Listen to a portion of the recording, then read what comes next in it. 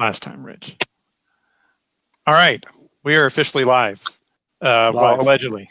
So we're going to try not to do an awkward opening. Thank you, everyone, for joining us. Rich and I have been doing this every week, and we've talked to some excellent people, and this week is absolutely no exception. We are really honored and thrilled to have live from another country, live from Canada. We have Jimmy K, who's probably best known for being part of the Metal Voice. So Jimmy, thank you so much for joining us. We really appreciate you taking some time. You know, I get a lot of people ask me to do these types of things, but I don't really think I'm much of a draw. You know, it's you know what it is. It's more the people that you interview that are the draw than yourself, right? That's how I look at it, right? That's how I look at it. Well, you're the interviewer becoming the interviewee is interesting. You get to find out who you've interviewed, and maybe some good stories. Right. Yeah, and what I should have told you about ahead of time, Jimmy, what I've been doing so far, with our high-tech, fancy interviews here, I'm going to do some tagging, so I'm going to be looking off to the side. It's not that, I'm too good to participate here. But anyway, I wanted to say one more thing. Jimmy really is one, I know I appreciate your humility, but, I would say you are absolutely one of the preeminent voices in metal right now. Honestly, I think, this is a guy, so world, everyone who's watching, Jimmy K is really, truly, one of the major voices in metal. So with all that said, Jimmy, tell us about Men Without Hats. Hold on a sec. Wait a second. You hear it? Oh, is that our laugh track? It's not loud enough. I had it ready for you. I love Men Without Hats. I love Men Without Hats. First of all, Ivan and his brothers are from Montreal, and when they started in 1980, 81, they start off as this sort of new wave post-punk kind of band, and they just exploded on the scene, and there was sort of like a local guys doing some good all around the world, and you may love them or may hate them, but they're very interesting in terms of their sound. It's very unique. And that's what I think. So I'm going to ask, and then we'll move on. I know this is a metal show, but I do have to ask. So of course, probably everybody knows their two big songs. Everybody knows "Safety Dance." You're just born knowing that song, even if you were born before it came out. And then "Pop Goes the World" actually was a kind of a cool sleeper hit here in the States. So what else? For us who are uninitiated, where else do you go with Men Without Hats? Rhythm of Youth. That was their first album, and I would say that I have all their albums back here somewhere. Rhythm of Youth is their first album, and wow, the whole album's great. You should actually put it on and listen to it. Look, I mean, it's not metal, but it's got this angry vibe. You ever see Ivan sing? He's mad when he sings. He's angry when he sings. And people are just like bopping their heads around. It's got this punkish, it's post-punk. That's what it is, and that's what New Wave was. And think of somebody who's around your city or close by that makes it big, and you're talking about big. Simpsons big, we're talking here, right? That's big. That's big. And then after Rhythm of Youth was a Folk of the 80s, which was Where Do the Boys Go? Did you ever see that video? Where Do the Boys Go? I don't remember that one. I'll put it on afterwards. It's got a real sort of hardcore, but I guess it's synths, right? But I just love that synthesizer sound. It's so Yes. It's so Rick Wakeman. It's so Minnie Moog, It's I just love it. I just love it. Okay. All right, very cool. Pop Goes the World. We started off a metal show with talking about Men Without Hats. That's awesome. And then I wanted to talk about Christopher Cross. No, I'm kidding. There's the laugh track. If there's one genre of music I don't like, it's country. Country's just not my thing. Right. Well, Christopher Cross was the Arthur guy. But anyway, I digress. So I'm going to tag and shut up. Now that I've dragged this down to this level. But you guys, so I'll let Rich steer us back into the right direction. Well, how long have you been the Metal Voice? I think it's going to be 10 years. Wow. 10 years. Okay. But I mean, I've been a metalhead since I was a little kid. Yeah, as officially the Metal Voice. Did you start off like we did, like writing for websites and doing all that kind of stuff for many years? No. It was Alan, who you may or may not seen. If you watch the first, let's say, 3 years of the Metal Voice back 7 years ago. Okay. Alan comes less frequently. It's just because he's busy with work and stuff. That's just the reality of life. But Right. Alan and me we've known each other since we were like 18 years old, always metalheads. And, my wife, when the YouTube thing was taken off, Mm-hmm.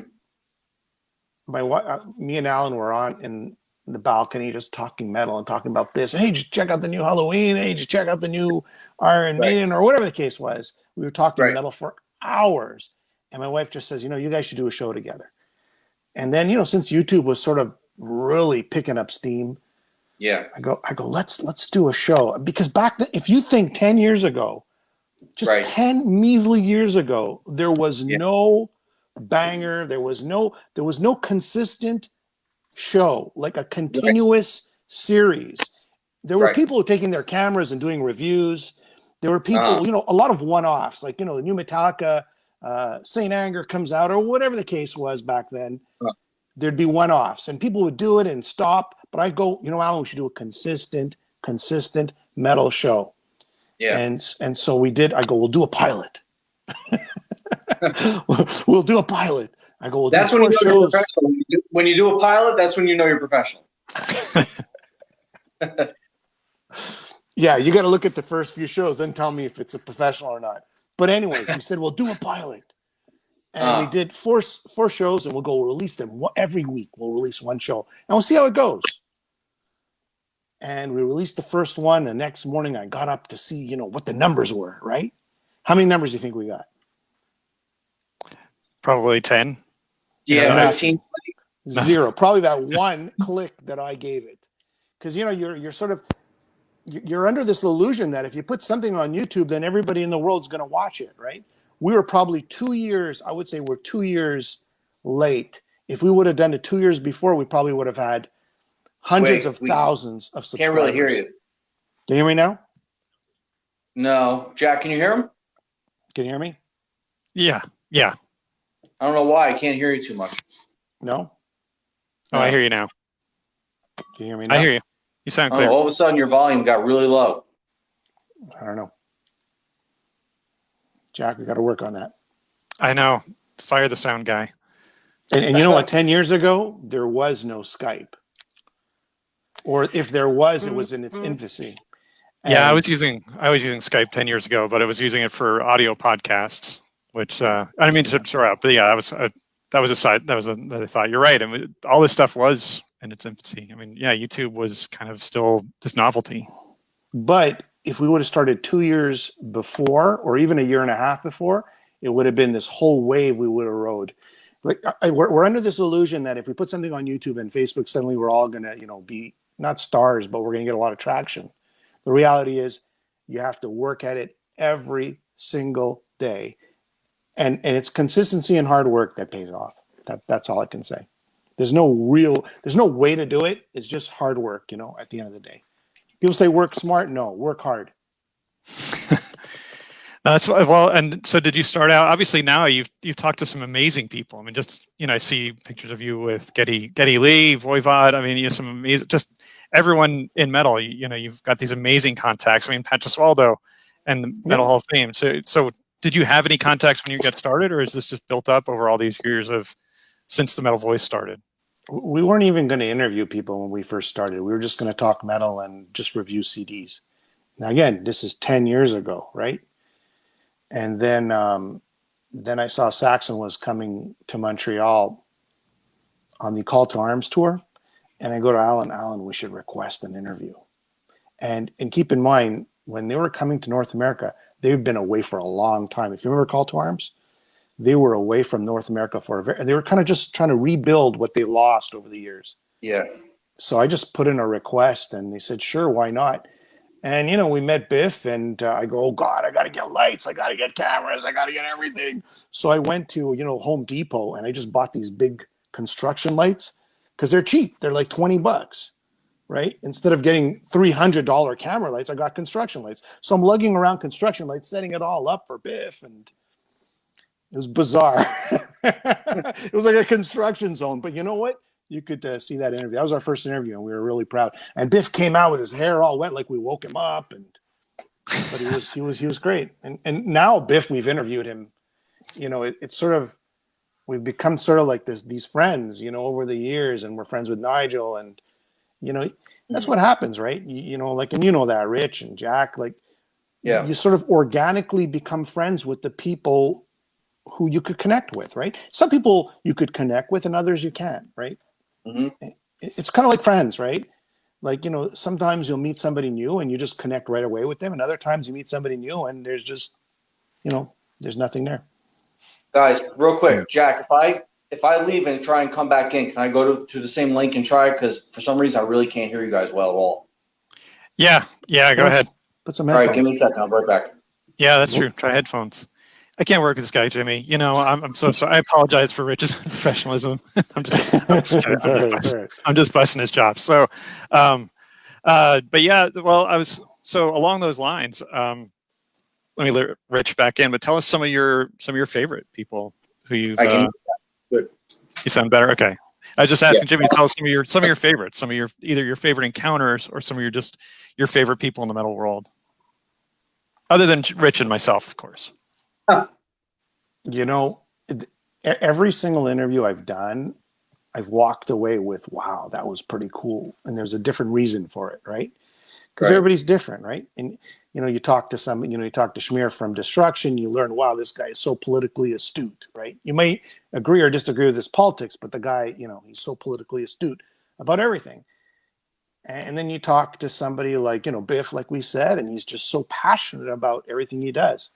So every single interview, it's been great. I don't think there's a bad interview that we've ever done. Maybe sometimes they're a little more boring, and sometimes they're a little more exciting. But the biggest one I've ever done, not the biggest one, but the most gratifying one that I've ever done was, it was going and meeting up with the Rhodes family, the Randy Rhodes family. Wow. I was, my whole life, since I was a little kid, adored Randy Rhodes, and we heard on the radio when he died, right? So it was like the first real rock star that died of our sort of generation, right? Yeah. My parents may have had Elvis, and the baby boomers had John Lennon, but we had Randy Rhodes, right? The Generation Xers. And to go visit, I went to California, of course, and I visited the school that he taught in, which I read about in Hit Parader and Circus and Kerrang, right?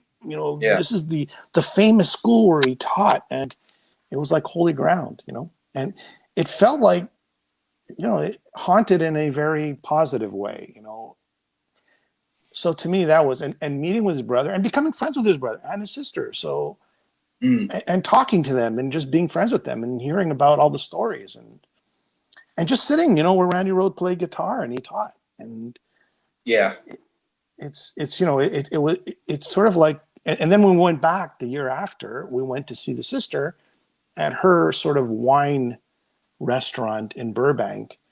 And again, it was very involved, and you learn so much. And man, these people, the brother and sister, they're the nicest people you'll ever meet. And we could have talked about that with Pat, because Pat's good friends with them too. Okay. Yeah, I met them at the hall too. They are just the nicest people. So we have a couple of comments. I think you can see them on the Metal Asylum page, but I'll read them off for you guys. Orlando says Lost was cool. John Bush was a good one too. Nimrod BC says cheers from Chile. Todd Nolden says what's up, Rich. And actually, Perrin Wolfson says Billy Sheehan was fun, or at least the Fallout.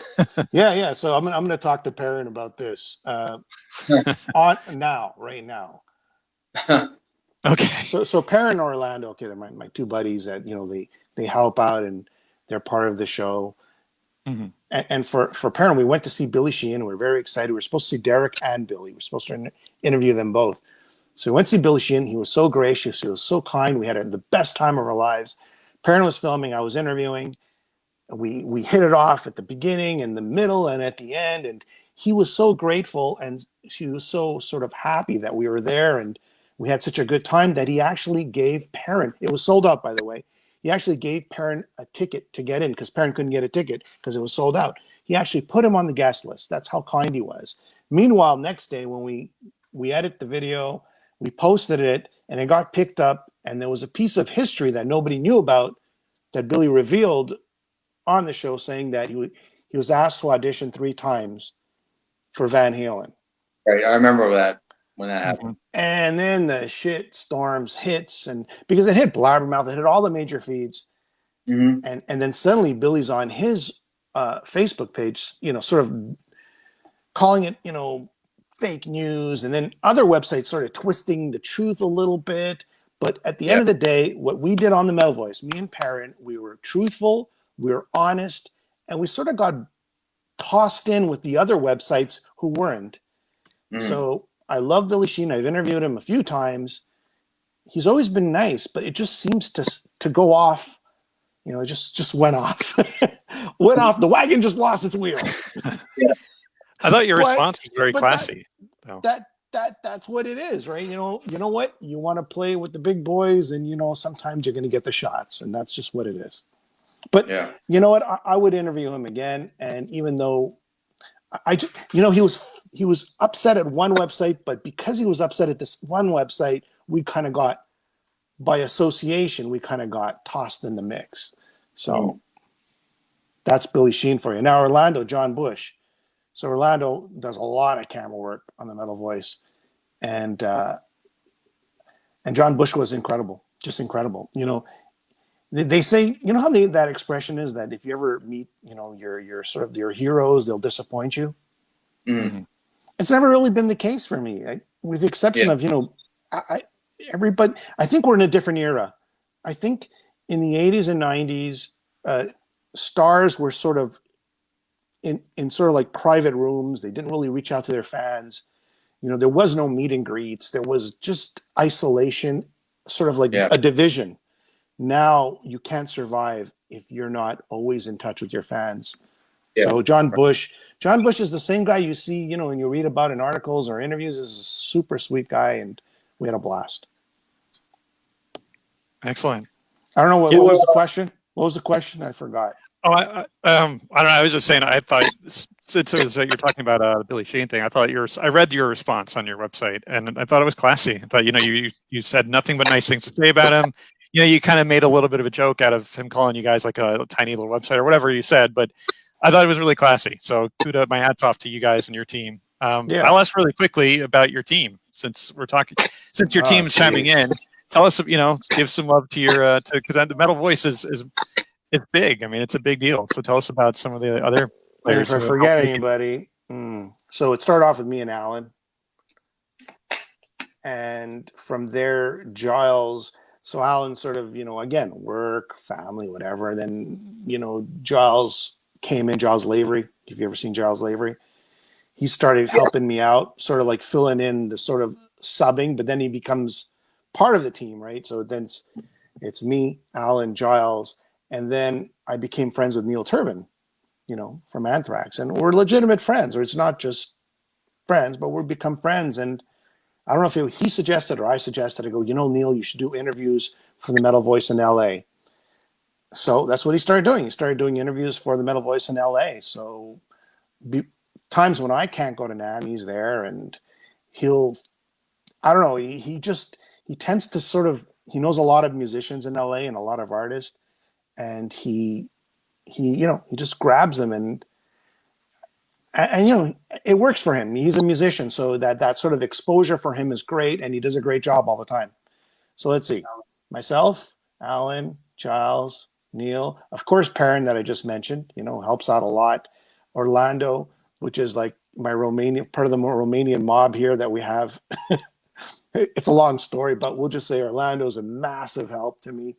He goes to the Heavy Montreal Festival with me, he films. Anytime I need him, he's always there for me, and he's always so gracious, and he always helps. And who else? Of course, my wife. I drag her, everywhere, and she's doing the camera work for me, so she does a lot of work, more than people realize. But yeah, I drag her everywhere. And who else is there? Of course, there's Martin Popoff. You guys know Martin, right? Yep. He's kind of like a sort of like a quasi part of the team. So, hey, Martin, let's do a show. Okay, let's do it. Boom, we do a show. But we've done so many shows, he's a regular, right? Okay. Who am I leaving out? Guys, do you Orlando remember? says Kenny Kessel, all hail the man Oh on the my street in God, New I York. forgot about Kenny. So just like I have Neil in New York, we have Kenny. Sorry, just like we have Neil in LA, we have Kenny in New York. And Kenny, he's like the shout out king in New York. He just, I don't know how he does it. Everywhere he goes, he meets up with the artist and he just does shout outs with them just out of the blue. He goes, Jimmy, I just spoke to this person. Jimmy, I spoke. I think Kenny always needed a home and now he's found it and he's surrounded by all of us with lots of love. He does a phenomenal job, Kenny, and he's smart and he's insightful. I'm just going to look at who else was there. Guys, help me out. Well, Michael, I got to tell you, then there's like the people on the back end too. My son and Jay Sharp. He's these guys who are on the back end, the designing, the website and such. David Reese has done a Yes. lot of stuff with me. He's been sort of like a quasi regular. Then I have people who write for me or for the Metal Voice, and that's Milwaukee Tom. He does a lot of writing. When people do something on the show, it's out of passion, and we're like, sort of like this gang. We're a group, and we all respect each other, and everybody's cool. There's K-Man too. He does a lot of stuff, and he writes. And if I left anybody out, my son Christopher, who used to help out a lot on the back end stuff, and I think that's about it. Did I leave anybody out? Perrin also chimes in and says Stefan Giroux from the 6 o'clock. Jesus. Yeah. And Do Orlando you guys says, know Stefan? Have you ever seen Stefan Giroux? no. He And uses part of your four-way discussions. So how Right. you have a 6 o'clock news, local TV station.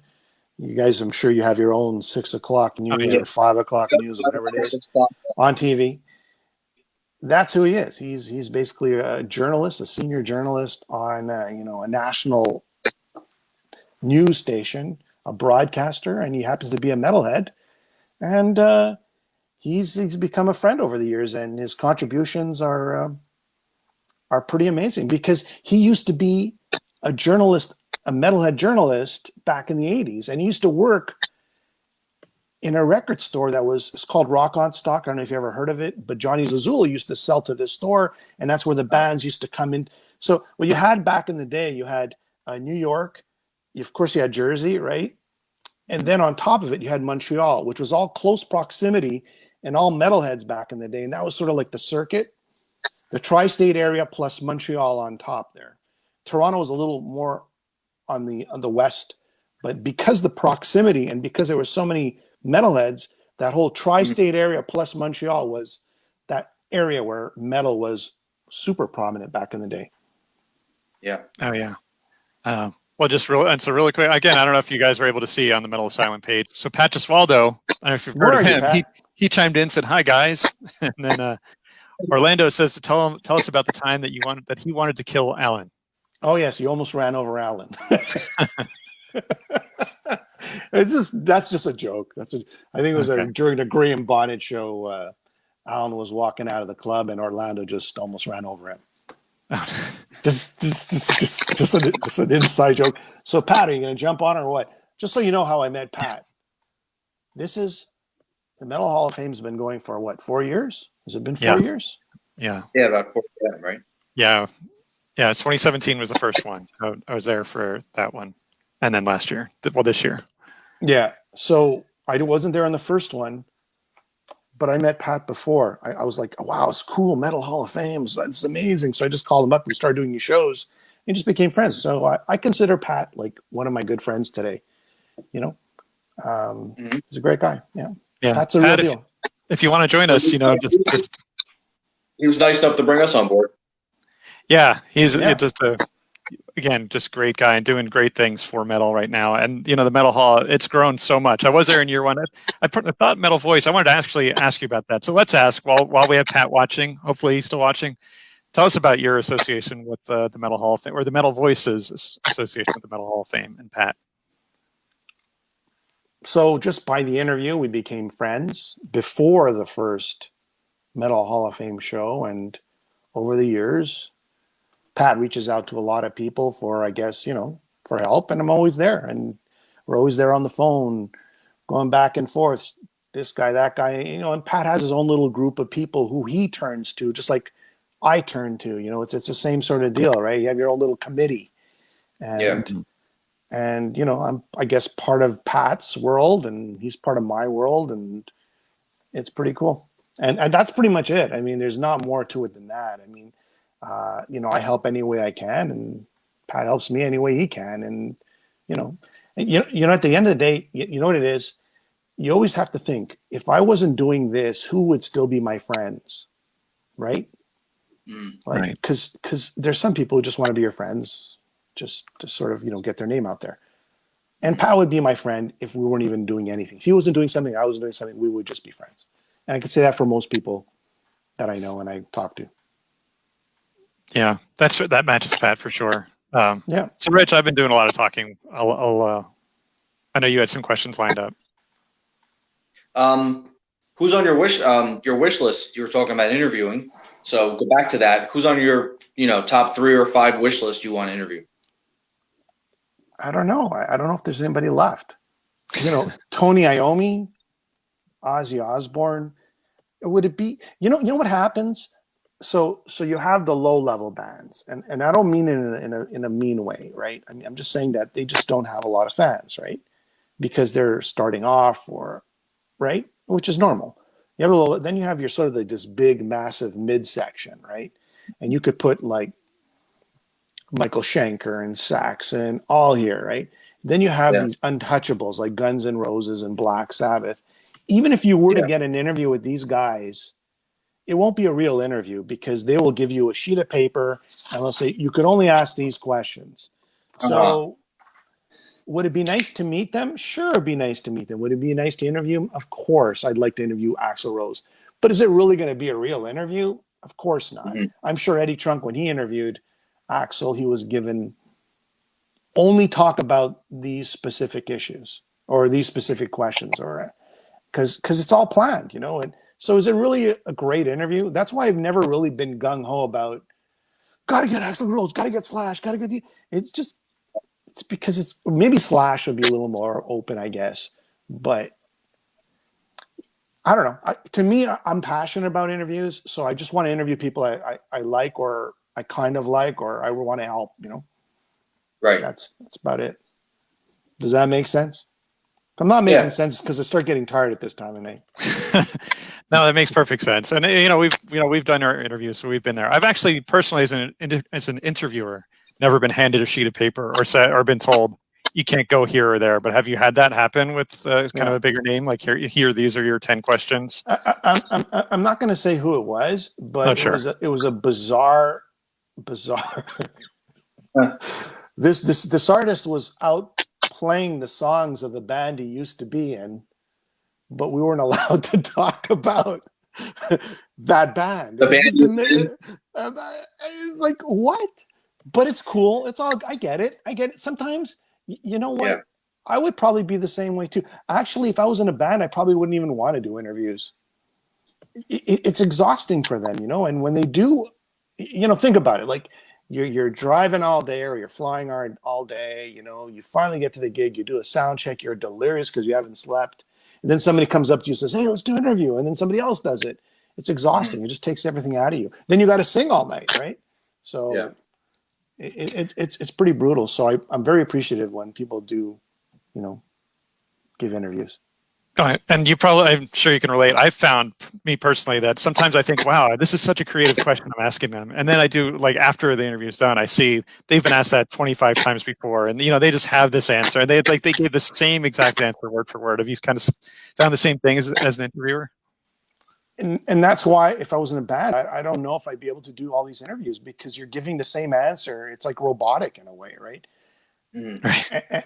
And so what I do is I do research, and I go, okay, what hasn't been asked, and what has been asked 1,000 times? Well, I'm not going to go there unless it's to promote a new album, right? Because that's what they want.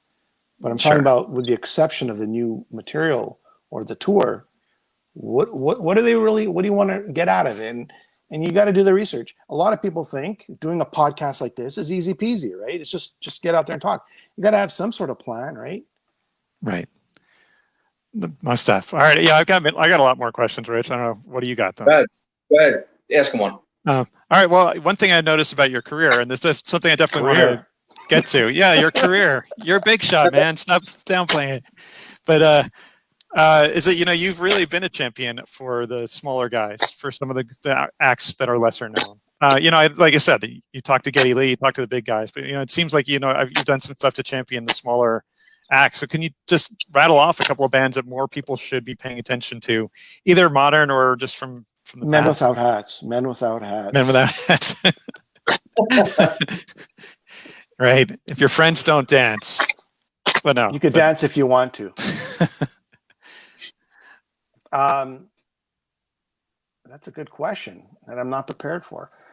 I can think of a Canadian band. Go ahead. Striker. Striker's an amazing band. They are an amazing band. This year was my first year that I was a judge for the Canadian Grammys. Nice. And it's sort of like the equivalent to, it's called the Junos. Okay. And I'm getting more involved with that, which I, it's kind of like, that's the stuff you want to get into. You want to make sure the right bands win the right awards, right? And I can clearly say, I don't know what's happening with the Grammys in the US, but I can clearly say, or happily say, that the system in Canada is a damn good system. Yeah. And by the way, I was a judge for the best metal album, and it was Striker that won this year for their album. Nice. Love it. And my point is that I really think the Canadian model for picking the best album, at least in the metal category, is spot on. It's just the way the whole organization and the way they help make us choose, and the judges that they find is just, and probably all the prominent, and I'm not going to name names because I don't think I'm allowed, but all the guys that you think in Canada that make a difference in metal, most of those guys are involved. And so Striker, Striker is a great one from Canada. I'm trying to think. The Rods, I'm just thinking about the interviews that people, I think they're a great, band that's been around forever, and they haven't been as appreciated. Yeah. And Riot Act and the Riot guys, all the Riot guys are super talented, and especially Riot Act recently. I don't want to get into all of that, but super talented. Up and coming bands, I don't know, man. I find that I listen to too many older bands than younger bands. I think Flotsam and Jetsam, Michael Gilbert and I have become friends over the years, and I think they're at their peak of their career musically. Yeah, their last two albums are as good as the first two albums. Yeah, and those are my favorite albums, the first two ones and the last two. Exactly. That's my favorites as well. That's good timing. Yeah. And who else? I think Ross the Boss came out with an amazing album. He's firing off on all cylinders with Mark Lopes and Mike LaPon. And another time, and going back to your first question, the most memorable interviews. I'd rather ask the real questions, even if it pisses them off. You see, that's what Andrew's saying. Yeah. I'm just reading the text. I think you can ask those questions without sort of pissing them off. Yeah, I've done that before. There's ways, and it's not trickery. It's just being respectful. Yeah. Yeah, exactly. And there are journalists who are adversarial. So, I mean, we have to deal with that, because we're not there to kiss ass, but at the same time, you're right. As long as there's respect, like I can bust Rich's balls and stuff because, there's respect between us. But, if I just met somebody for the first time, anyway, I'll shut up. Yeah. So fine. So yeah. So you're, anyway, I'll let you go. I got to tell you. So going to the Rhodes, Randy Rhodes' sort of school, Musonia in California, that was sort of like a highlight, we'll call it. I think another highlight was when Steve Grimmett lost his leg in Ecuador.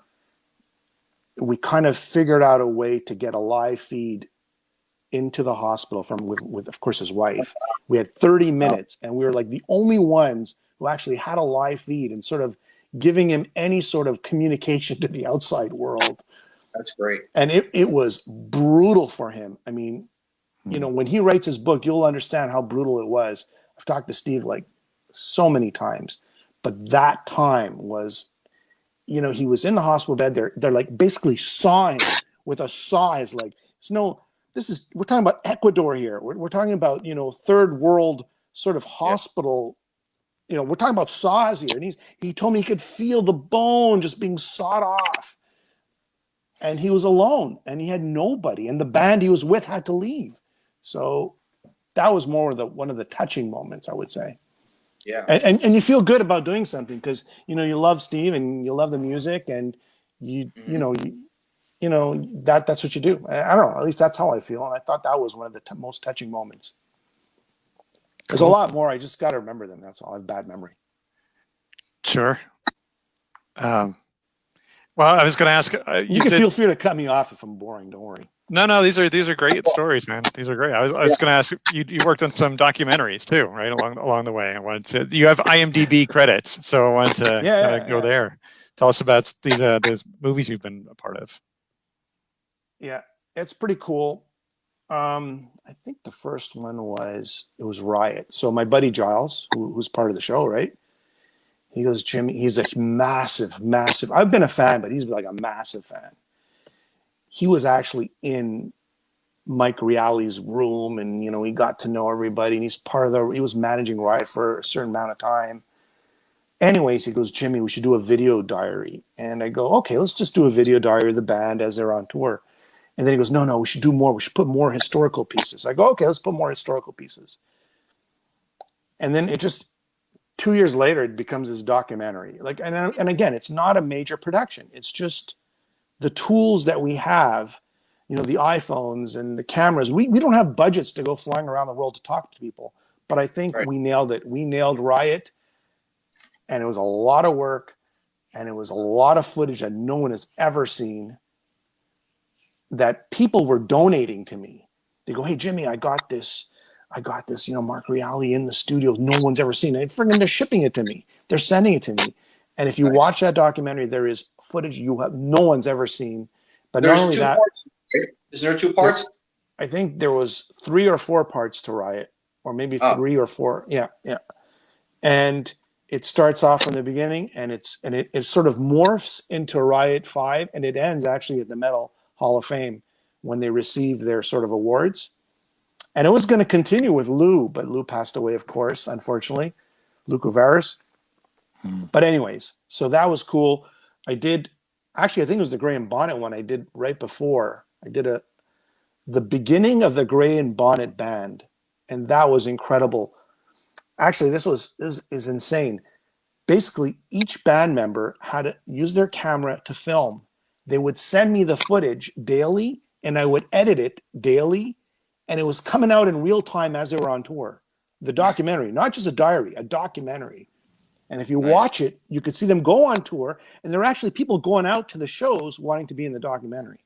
It was crazy. It was just nuts. But cool. Let me tell you, it was a lot of work. Cool. And then I did Blaze Bailey, and then I know Orlando said mentioned Blaze Bailey. I did a tour documentary on Blaze, which I think was phenomenal. Blaze came, he ate pizza at my house, but he's been in my house before. We had Chinese food together. But because I wanted him in a controlled setting. Again, I don't have the fancy cameras. I do have the editing equipment, but I don't have the means to put in this Hollywood production. And I've done a few more. I just can't remember them right now. Back to Riot real quick. For somebody that hasn't watched the documentary, tell us, real short answer, what is with the cover all the time with the bird head and the male body and the human body? Yeah, the seal head and the human body. What's that all about? Yeah, that was the first question I asked them. And if you look carefully at Rock City, it was some girlfriend of the producer or whoever it was that is basically the seals getting back at the human race. Because there's a seal head. Yeah. And in the background, there's dead people, and there's an explosion in the back of Rock City. So I guess back in the late 70s, that was the whole seal, bashing and the seal, save the seals. And I guess this was sort of like a get back at mankind for all the seal pangs. And Gotta be one of the and you know what? It just oddest morphed. It's like Eddie. It mascots just sort of like took on a life of its own, right? Yeah, it's gotta be like one of the oddest mascots ever for a band. Yeah, but it's unique. It's distinctive for sure. Yeah, and then it just morphed into like, you know, the Japanese Narita. It's like a sumo wrestler with a head of a seal, and and just on and far down under. I don't know what the hell's going on there, but it's cool. It sticks out, right? Yeah, it's unique. I was going to say, yeah, It's unique. That's the word, unique. For sure. All right, What Rich. else? Fire away, Rich. So even though Pat's not with us, between the three of us, if you had a choice for a short list for who would go into the Metal Hall for next year, who would be a couple of your choices? I've already told Pat this. I go, I want Triumph. Okay. They're like, well, of course. Okay, let's get this, make this clear. Okay, of course we want Black Sabbath. Of course we want Iron Maiden. Of course we want these major bands. But the reality is, it's not easier said. They're not even in the Rock and Roll Hall of Fame. Some of these guys, right? So there's a lot of politics behind it. So let's go with the realistic ones, right? Right. Rush is probably not going to happen. I would put Rush, right? Mm-hmm. But I think Triumph is attainable. And you know, being a Canadian, I think it's important. Triumph is like super talented, and they're so deserving of. Absolutely. Oh yeah. And talking to Rick Emmett just the other day was like another highlight in my life, you know? Yeah, that's a great interview. I saw it. Yeah. Congratulations on that. That's amazing. It was just another guy who I love to interview, like I really love to interview, is Frank Marino. I don't know. I get him. Frank Marino of Mahogany Rush. Okay. This guy's like, it's like, I just love talking to Frank. Frank is just a wealth of information. He's just so amazing. Let's see what else we got here. I'm just seeing Andrew is saying, I've heard Trunk interview people and kiss ass rain. Kiss their fucking ass. Okay. Yeah, you know, and there is a fine line between being excited to meet sort of like one of your heroes and kissing ass. Right. You should never kiss ass. Right. Right? I don't think you guys are the type to like, you're like me, you know, you just should never be kissing ass. You do look really nice today, though, Jimmy. I do have to say, you look really nice. Those really, anyway, yeah, I agree. Sorry, go on. So you got like two other bands. What are the two others you want to put in? You gave us two or three or four, so you got more. I like, and there's different reasons. Okay, I like to put in Stryper. Absolutely, that's on my short. They're on my short list. You took one of mine. Yeah. And why? Because they were the first Christian metal band, or even Christian band, to sell over millions of albums. No one else has done it before, with the exception of maybe Amy Grant, right?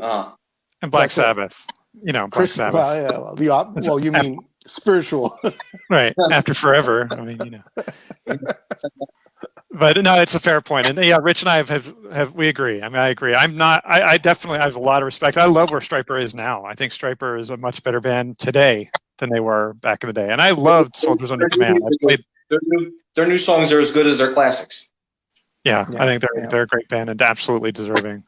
And you know what? There's another one. You know, we've been friends with Michael Sweet now for years. You know, I could call him Ranger Mike if I feel like it. You know, like we can call him up and just talk to him. He's super busy, but we become friends. You know, we have this friendship that organically came about, right? And I think King Diamond would be another good one too. Oh yeah. Well, I would say Merciful Fate first, right? Sure. Either way, King Diamond, Merciful Fate. I mean, or they go hand in hand, I guess. You know, at the same time. So let's see, King Diamond, Stryper to balance. Yeah, they can be inducted together. Yeah. And I definitely Triumph.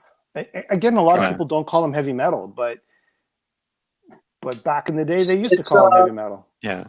That's what I call it. It's that hard rock metal. It's not quite heavy. It's hard rock with that metal edge. Absolutely. Yeah. Phases of their career were absolutely metal. But yeah, there were phases where they were a little bit more contemporary, like closer to like Night Ranger or something. But yeah, still a great Well, band. I They don't had my think they'd vote. be like Night Ranger. I think they're more like Rush and Led Zeppelin. I don't know about Night Ranger. Well, I There's just, definitely some Night Ranger in Triumph with the big hooks. And No, I like Night Ranger, but I don't know. oh yeah. Yeah, that's not a knock on Night Ranger or Triumph. I mean, like I said, I think we're all fans of Triumph. Has my vote for sure. Yeah, yeah, yeah. yep. Yeah, and we see in the comments. Halloween.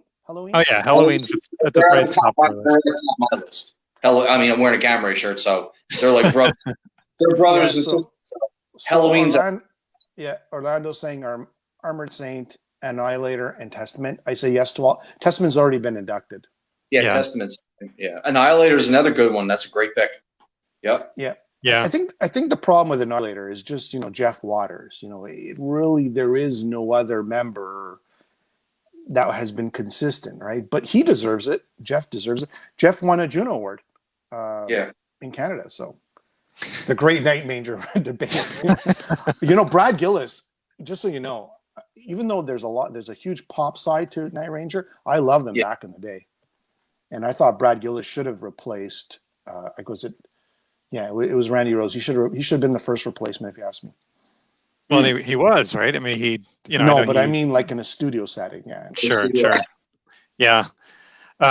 Yeah. No, it's funny. Night Ranger. That was kind of a pointed reference because they're right there on the fence of metal. They could tour with most of the old bands, and it would have been okay. It wouldn't have been out of place. I mean, maybe a Slayer and Night Ranger bill would have been a little weird, but they could have toured with a lot of. Yeah. But I think all of your names have been great, for sure. And a lot of these names came up when Rich and I debate this quite a bit. But I think a lot of those names are great. I agree with most of them.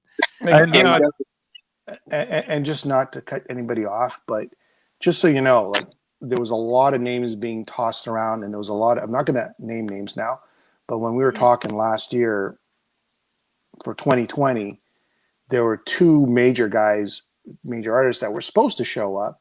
I'll tell you in private, but I won't tell you here. And because of logistics, they didn't show up, right? It's because they're in other countries, and it's not that simple.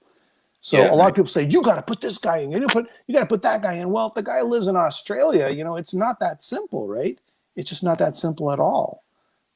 But now with this whole with Zoom and the virtual world now could actually do that, and they can accept their award overseas temporarily, and then. Yeah, I agree. There. I agree. Yeah. And Loudness too. Loudness. I think Loudness deserves it, being probably the biggest metal band in all of Japan, right? And around the world. Like they are Japanese metal, as far as I'm concerned. Yes. Right. Yeah, they're the face of it, especially for our generation. No, again, all great picks. Jack, who are 2 or 3 years maybe that Jimmy didn't mention, since we agree on a few of them.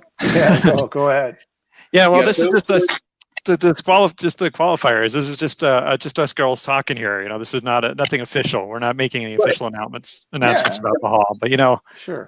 Someone who I know, you're right, and Jimmy's right. We can't, of course, Iron Maiden, of course, the big, huge fans, Metallica, these giants. But when you talk about the bands that are a little bit more on the lower side, someone I've always thought that Paul Di'Anno by himself, I think, is someone who absolutely should get in. And something interesting came up before when you're talking about should King Diamond or Merciful Fate go in. Well, first of all, my answer is yes, but also there are people who need to go in, by themselves, like Megadeth and David Ellefson need to be in all. So that's a kind of a twisting answer. There are a lot of thrash fans who I think are like Dave was inducted, and so was Nick Menza. Just Megadeth, right, as a unit wasn't. Right, Megadeth as a unit needs to go in. Right, because David Ellefson's in. Does that mean Dave Mustaine never gets in? That would be, that wouldn't really make sense. And then you could really understand what the Rock and Roll Hall of Fame goes through. Yeah, imagine the power plays that bands and members are doing. I'll only do it if this guy's not there, and I'll give you an example after this. But go ahead. You're right. You're totally right, and that is an issue. I mean, people don't realize that. They just think, "Oh, that band should be in," but you're right. You will have the case where they say, "I'm not showing up." Person A, the guitar player, say, "I'm not showing up if you have our third singer. Only show up if you have our sixth singer." But anyway, so I would say, so there's still some great new wave of British heavy metal bands that I want to see recognized, and there's some great thrash bands I want to see recognized. I mean, Overkill's right at the top of my list for great thrash. Yeah. They're not in the big four, but they're in the big four in my heart. Overkill, absolutely. Yeah. Was Overkill? No, they weren't inducted yet. No. Yeah, Jason Bittner performed at the last, and he was incredible. Yeah. He came out and played drums. But yeah, I think Overkill needs to be in. And of course, I'm a little biased here, but last name I'll say, of course, Diamond Head. Diamond Head are just so important and so great. Such a great career. So Rich, I know I want to hear your answers if they've changed since last time we talked about it. Striper. Well, you guys mentioned, like I said, you have a couple of them, but as I look at my short list, Sabotage. Yeah, that's a good absolutely. Yeah, absolutely. As a person, I would say Joel and Turner. Yeah. I talked to Joe. He should definitely go in, and Iced Earth. They're on my short list too. Yeah, I think Iced Earth definitely. John Schaefer has got to go in. I mean, he's been holding the metal flag through thick and thin, right? And surprisingly, they're a kind of band that no one's heard of, but when you go to their show, there's a lot of people there. Yeah. They play theaters. Right. They're a theater band. They're not a club band. They're a theater band. Yeah. That reminds me of Symphony. Sorry, Rick. Go ahead.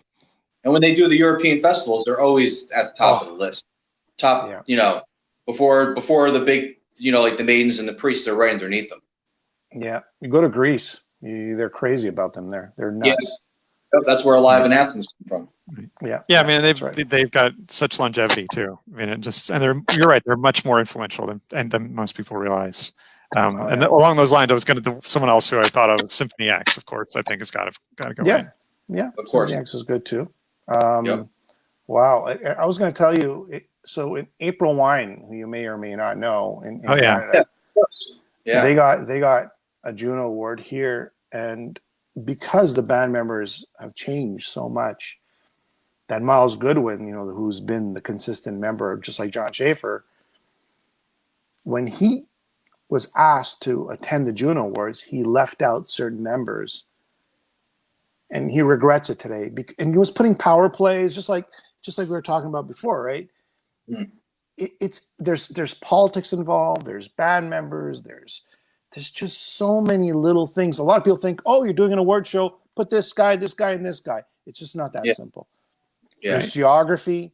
There's economics. There's politics. There's hate. History. Their history. History would be the hate. There's just so many things. There's just so many things. Sorry. So I want to actually, one thing I wanted to make sure we touched on before we let go is the Canadian metal scene and Canadian metal. I mean, of course, there's so many great Canadian, well, not even just metal. Of course, there's great Canadian bands, but like someone who I'm a huge fan of, who I would actually nominate, is Devin Townsend. He's west of the other side of Canada. But tell me about the Canadian scene where you are, and just I don't know, just as a Canadian, how the thought and the outlook is on metal. The flea market that Johnny Zazula started that explosion of Raven and Overkill and Anthrax and Metallica, that all was part of Montreal, and Montreal's always been a major heavy metal city, and another great moment in my metal career, if you want to call it, was being at City Hall and as our city councilors, and I get a big shout out to Craig Sauvé, our city councilor, who passed a motion declaring Montreal a metal city. Like, there we were in friggin' City Hall with suits on, and they're going Slayer. Think about it. You're in a major 3.5 million people. Well, sorry, in Montreal's 2 million people in the city itself. Just think about it. Like you're in a sort of prestigious sort of environment. And everybody's like going metal, and Montreal became a metal city. And my name was, I was one of many whose names were sort of like, put down on official transcript as a shout out to helping the infrastructure, right? So getting back to your question, I love Voivod. I know people, it's a love-hate thing with people with Voivod. I'm in the love camp. Yeah. I mean, and especially with Dan, their new guitarist. So he's an amazing guy. Another pleasure meeting those guys a few times. And just talking with them, and of course Rush. Rush is like Led Zeppelin, that level. You know what I mean? Oh yeah. Of course. Yeah. And of course, you guys are so close to us that, you know, we feel part of that same sort of family, right? With Rush, Triumph and Helix, and you know, Lee Aaron to a certain degree, right? Yeah. A couple of songs here and there, but there's just, and Stryker, like you said, that's just, these Mm. new guys have been around now 10 years. Yeah. And Thor, my buddy Thor, you know, sure, he's got a lot of misses, but he's got a lot of hits. Like, he's probably got at least 40 songs that are memorable and they're major hits, at least in my mind. And of course, And Annihilator. he's got some new stuff coming out. You've been pushing it. Yeah. Annihilator. You know, Yeah. Jeff Waters, who lived in Ottawa, which was like 2 hours away, who I got to meet so many times, and it was a real privilege. And man, an Exciter, man. It's like these guys are like predating Metallica. Yeah, yeah. And Anvil, Lips. I mean, okay, all right. You know, it's not for everybody, but the passion is what. You know what? Every time I saw an Anvil show, they're getting bigger and bigger now. It's just getting more packed, more people. Yeah. The band is on the rise, and you know, I'm so proud of them. They're doing so well, and you got to love their passion. It's different putting on their record, and it's different seeing them live. When they're live, they are incredible. They're just incredible. But cool. Yeah, and I'm trying. I hope, did I forget anybody? We have such a major metal scene here. The U.S., of course, brilliant bands, but Canada, don't leave us out. We've got a lot of great bands. Oh, absolutely. No, that's why I wanted to kind of touch on it. I wanted to see, you know, just because I know that there's that perspective. I forgot somebody. Yeah, I always feel, you know what it is? And whenever we go meet up with the Canadian guys, I don't know, we just feel like we feel that Canadian connection. They feel it with us and we feel it with them. You know, it's just, we're part. And, you know, it's interesting because at the Metal Hall of Fame, when, you know, I saw Anvil, we were the only Canadian people there, you know, Anvil and their wives and us. And you kind of feel, okay, you know, we're immigrants here in a way, right? And we feel close. It's a small scene. Tim from Brave Words. I'm going to tell you, I'm just going to say something about Tim. Tim is phenomenal. Hey, Tim. Tim has been holding that flag for metal and even Canadian metal. He is such and it's a passion. Tim, of course, it's a business, but it's a passion for him. He does what he loves. And that's why that's why it survived as long as it did. Because he loves it. Yeah. Tim's amazing. I mean, I know I left somebody out, but I'm really proud. And again, my American neighbors, I love them, man. I just love them. They're the coolest people in the world. And Europe, you know, my favorite story is I'm in Europe. I'm in Greece because it's my motherland. It's my parents from there, and I got people there who are into the metal voice, you know, and cool. It's just incredible. It's just incredible. That's excellent. Yeah, Tim. I mean, I've never actually met Tim from Brave Words, but you know, Rich knows him, and I just know he's universally loved. Every time his name comes up, like I watched Ellefson and Hazer talking on their live stream the other night, and his name came up. You know, everybody likes him. So you know, it's a stereotype about Canadians, I guess, that everybody likes him. But you know, I think it's you know, like I said, the guy's got a great reputation. So I got one more question. We're almost out of time, but I will give a bunch more. But I have one more I do want to ask. But I'm going to let Rich. You got what do you got left? Look, I do it like this. What's your question? Right. What's your question, Rich? Go ahead, Jack. Let's shake hands, guys. Let's shake hands like this. Right. Guys, thanks for coming on. Wait, yeah, I got to learn left from right. Anyway, just so you know, guys, I get asked a lot of times to do these things. Okay, I just don't think people care what I have to say. That's why I don't do them most of the times. But I went on today because I know you guys have always been so supportive. I'd be an idiot not to give the love back. You know what I mean? Thanks. Yeah, no, that's great.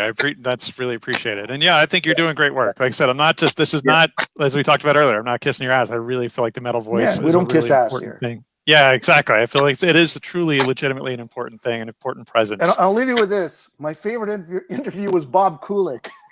When he was going off the handle, he was just going nuts. Rest in peace, Bob. Bob was a good guy. He just rest in peace. You know, he's played riffs and guitars on some great songs from Kiss and Wasp. That Oh matters. yeah, that's true. What was your last question? You got 20 seconds. All right, Cheers to last question. All right, so well, what's coming up for the Metal Voice? Answer in 14 seconds. You know, No, you got time. We can go over. I asked Ivan for an interview for Men Without Hats. You guys think I'm joking? I don't care. I don't give a shit. Like, I will ask whoever I admire. I will ask for an interview, and if it doesn't fit the Metal Voice mold, so be it. Right? So be it. What are they going to do? Take me off the air? You've been doing it for 10 years. You can do what you want now. Well, and you know, musicians will always say, you know, music. It's just great music. You know, am I going to turn down if you say this is a great CD, but it's not metal? Am I going to say, well, I'm not care? No, of course. I'm wearing a Brit Floyd shirt while I'm talking to you. So I mean, it's not all metal all the time. So I'm down. Here's what I'm working on next, and I'll just give you this sneak peek. I'm trying to get to Triumph's Metalwork Studios to do an interview with Gilmore. That's what I'm trying to do. So awesome. We're kind of in the talks. I don't know if you know what Metalwork Studio is. Basically, Triumph, and just so many bands from it's kind of the studio. It's kind of like a place where bands from all around the world have recorded. I want to go there, and it's not too far away. It's 6 hours away. So I figured, you know, that would be my next sort of project, just to sort of. I'm really into preserving history, and I'm into preserving Musonia, the studio, which I went to visit just recently, and Metalworks, and anywhere else in the world, because that's what it's all about. Yep. Excellent. Thank you so much. I mean, I'm gonna let you guys take us out, but yeah, thank you so much. It's really been great. It's been an honor, and you know, you're worthy. You're more than worthy. So don't feel like you're not. So no, we appreciate it. Thanks, guys, so much. Okay. And thanks for all the great discussions you guys do all the time. Yeah, yeah. And thank you guys for all the support and all the love. And I appreciate you having me, sincerely. All right. Thanks. We'll do it next time. Yeah.